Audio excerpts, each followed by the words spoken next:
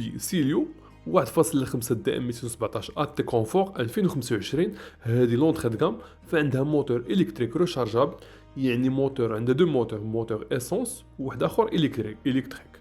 فوسط المدينه كيخدم موتور الكتريك، والطريق طويله كيخدم ليسونس. وفاش كيكون خدام هذا الموتور اسونس راه كيشارجي لا باتري ديال الموتور الكتريك في نفس الوقت. ويمكن لك اصلا هاد الباتري ديال الموتور الكتريك تشارجيه في الدار، يعني كاين البوسيبيليتي في هاد السياره هادي باش تشارجيه في الدار. والكونسوماسيون فهي قليله بزاف في هاد السياره، وهذا راجع لهاد الميكس ما بين هاد لي دو موتور. والكونسوماسيون كتبقى في المتوسط ديال واحد 2 لتر في 100 كيلومتر، يعني الجيترو ديال ليسونس في 100 كيلومتر يعني واحد تقريبا واحد 20 درهم بالثمن اللي كاين دابا.